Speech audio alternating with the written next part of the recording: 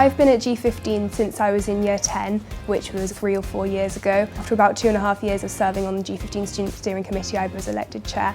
She's been at Ribston for the past 6 and a bit years. As well as being head girl, she's also a peer mentor. She's very unassuming, very quiet, very studious, but just gets on with it. At G15, we aim to make sure that all students in Gloucester have a voice. We split our group up into local democracy, charity, media and teaching and learning, and we specialise in those areas at different times of the year to try and work with students from year 7 all the way through to year 13 to see what they think on the different areas about how we could improve in Gloucester, but also what we do really well. I've had such a fantastic time in Gloucester that I want to make sure that other people in Gloucester also have such a great time as well, and giving back to people who maybe don't feel like they can speak up. I think the charity aspect of G15 provides the perfect way of doing that because you can really put forward a cause. We've had all sorts of causes in the past and they've all been very successful in raising money for, from children's health all the way through to returning soldiers from war.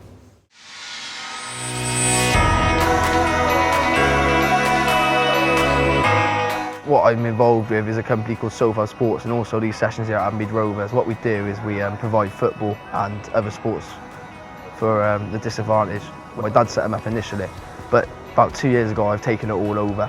I've taken over the sessions, progressed it, and since then really that's when we've doubled in size.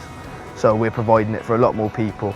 We've got 5 teams here down at Admead, plus 2 kids teams, so 7 down at Admead. We've got a Forest adults team and a Forest kids team. We've also got Gloucestershire's first deaf football team, and we've also got the county's first hardball cricket team.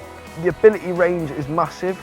We get backgrounds of all sorts, from lads who have been ex-criminals, beaten at home by parents, now in foster care, lads with physical disabilities, learning disabilities, often bullied at school, things that stops them getting into those social groups that play the sport and participate elsewhere. I think there's a lot of untapped talent in Gloucester that isn't necessarily seen, and I think sessions like this bring it out in people. It's very definitely rewarding, and it's brilliant because some of them it's all they've got all week really.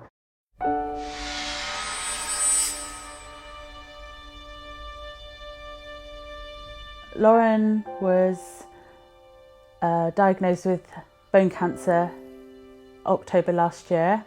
She was moved to Bristol Children's Hospital, and within 2 days she was in intensive care, where she spent 24 days in intensive care fighting for her life. When she came out of intensive care, her and her cousin decided that they would raise money for the Children's Hospital by him shaving his hair off, because Lauren had obviously lost hers because she started chemo then, and they raised just over £5,000. Lauren died on the 11th of February. She was moved a week before to Helen and Douglas House Hospice in Oxford, which is for young people.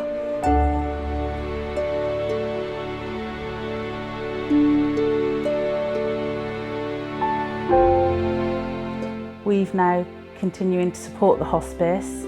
We are actually holding a charity event on the weekend of what will be Lauren's 18th birthday in January. She never lost her humour.